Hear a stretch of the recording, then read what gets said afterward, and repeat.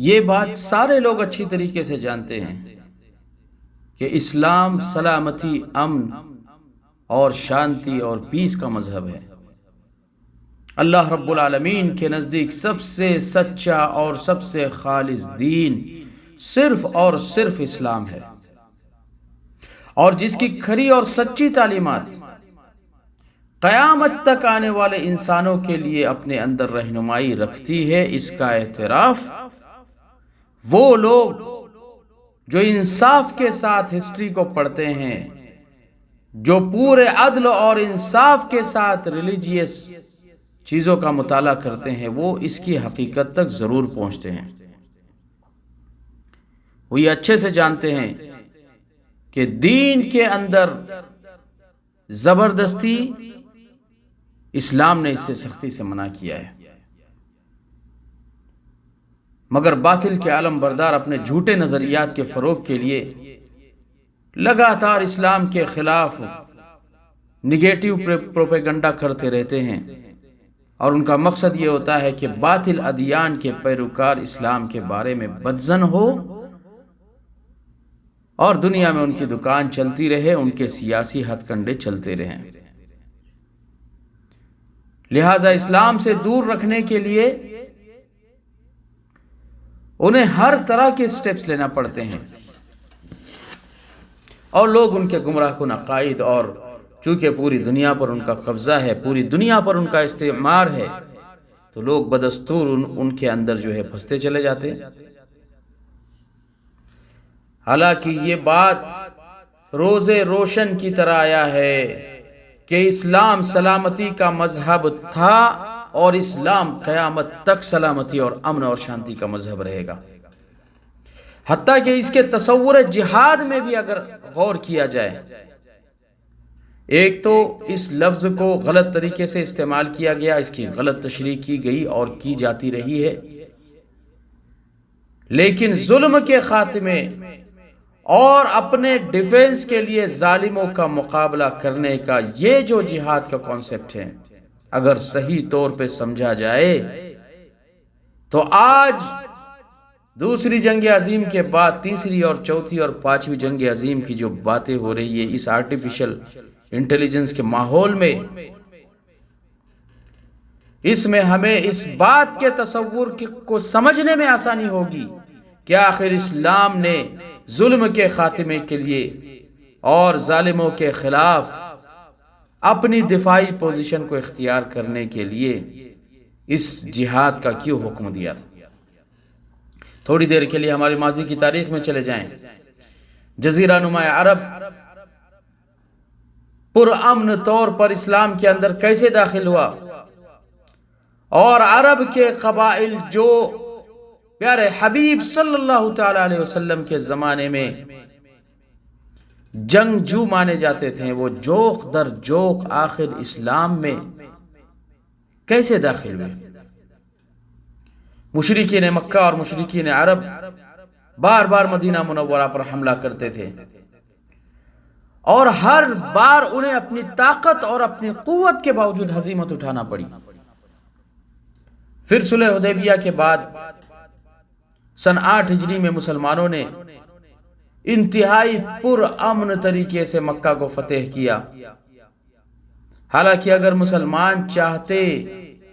تو اپنے ظلم کا بدلہ بہت آسانی سے لے سکتے تھے، اور آپ نے سنا ہوگا کہ بہت سارے غیر مسلم اسکالرز، IAS آفیسرز جب مسلمانوں کے جلسے میں آتے ہیں تو فتح مکہ کا واقعہ ضرور بیان کرتے ہیں۔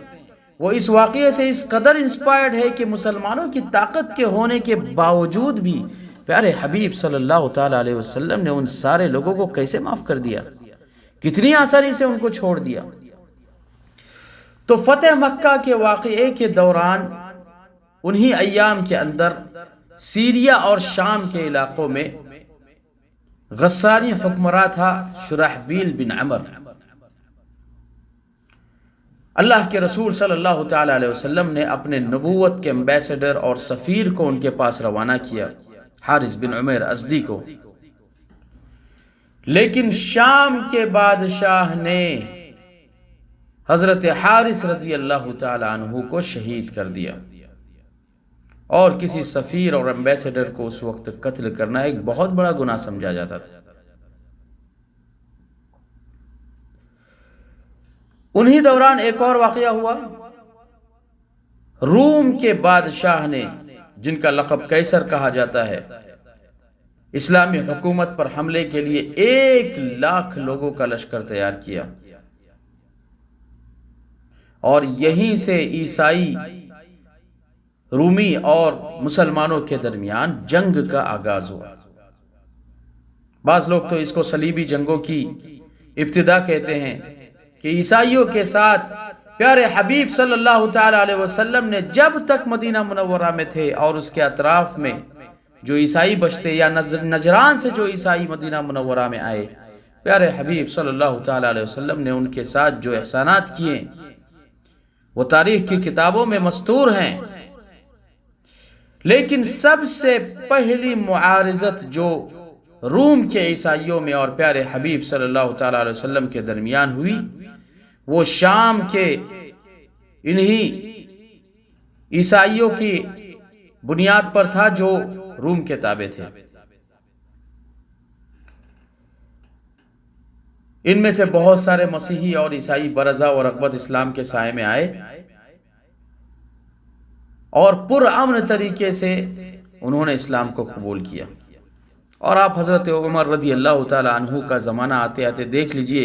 بیت المقدس کو جس وقت حضرت عمر رضی اللہ تعالی عنہ نے فتح کیا تو انتہائی امن اور شانتی کے ساتھ، باوجود یہ کہ حضرت عمر رضی اللہ تعالیٰ عنہ اس بات پر قادر تھے کہ ساری عیسائیت کا خاتمہ کر دیتے، لیکن انہوں نے وہ کام نہیں کیا جو آج ہمیں تصوراتی دنیا پر بالی ووڈ کی اور فلم انڈسٹری کے ذریعے ہمیں بتایا جاتا ہے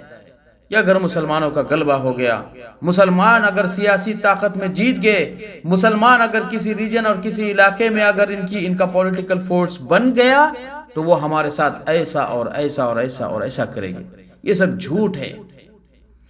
یہ سب فریب ہے، اسلام اور مسلمانوں کے تعلق سے نفرت پھیلانے کے ہتھ کنڈے ہیں۔ اگر اسلام دشمنی اور تعصب میں مبتلا جو اسکالرز جو یہ اسکرپٹ لکھتے ہیں فلموں کی، یا مذہبی طور پر جو پاپ اور جو پادری اپنے مذہبوں کی علمبرداری کرتے ہیں، اگر ان کے بقول اسلام تلوار کے زور پر پھیلا ہوتا تو آج لبنان، مصر، شام، فلسطین اور لاکھوں قبطی، عیسائی اور یہودی جو ہزاروں سالوں سے ان اسلامی ممالک کے اندر بس رہے ہیں اور انہیں پناہ دی گئی ہے، کیا یہ بات ممکن ہوتی؟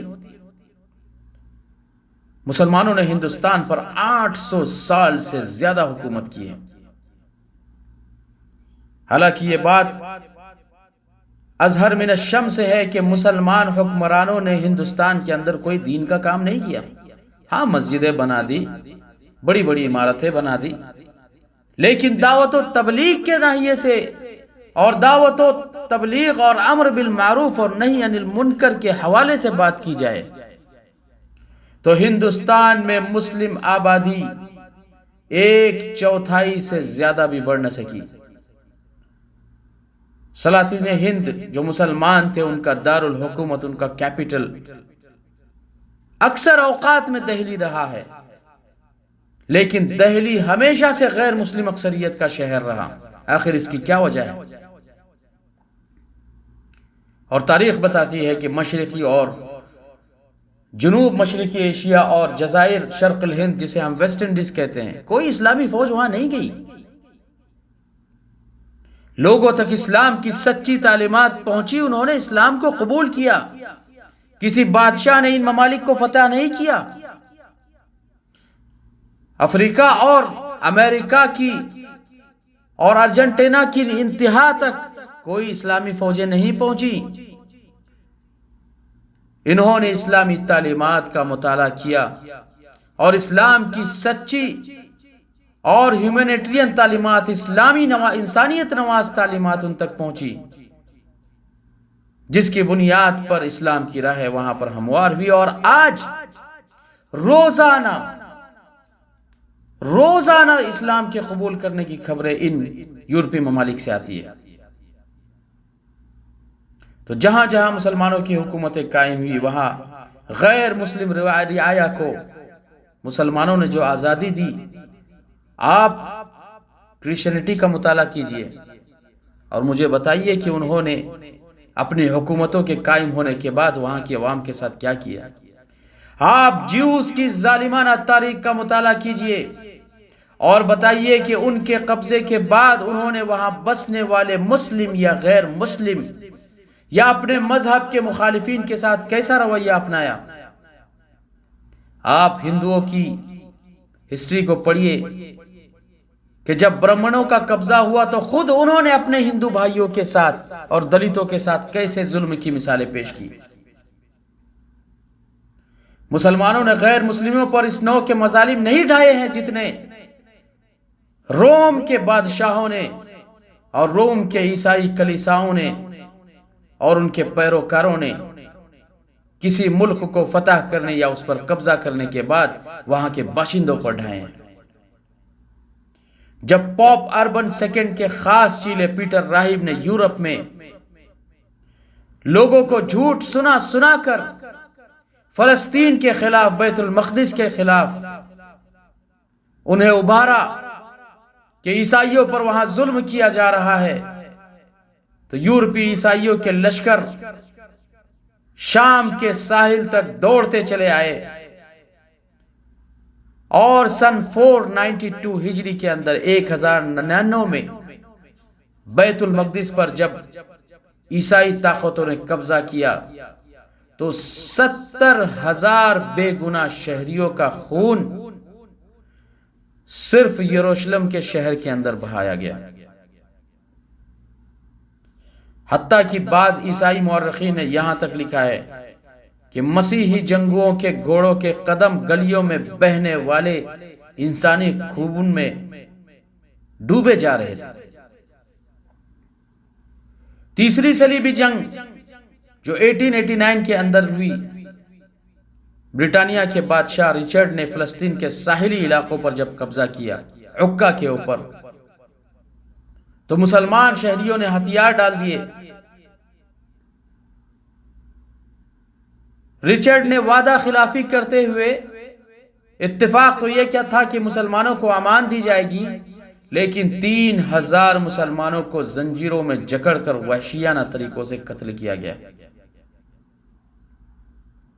انگریز اس سنگ دل اور ظالم بادشاہ کو آج لائن ہارٹڈ کہتے ہیں، اس کو شیر دل بادشاہ کہتے ہیں، حالانکہ ایک بزدل شخص جس نے وعدہ کیا کہ اگر آپ لوگ ہتھیار ڈال دیں تو آپ کو امان دی جائے گی، اور اس معاہدے کی خلاف ورزی کی۔ اس کے بمقابل مسلمانوں نے جس وقت بیت المقدس کو فتح کیا، صلاح الدین ایوبی رحمہ اللہ کے کردار کو دیکھیے۔ 1187 کے اندر جب 88 ایئر کے غاصبانہ حملے کے بعد اور اس 80 سالہ مدت میں مسلمانوں پر ظلم و ستم کے پہاڑ توڑنے کے بعد جب صلاح الدین ایوبی نے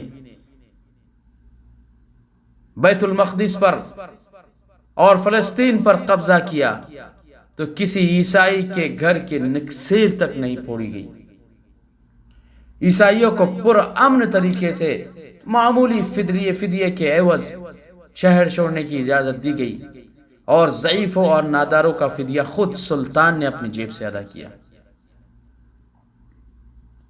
اسپین پر جب مسلمانوں نے قبضہ کیا،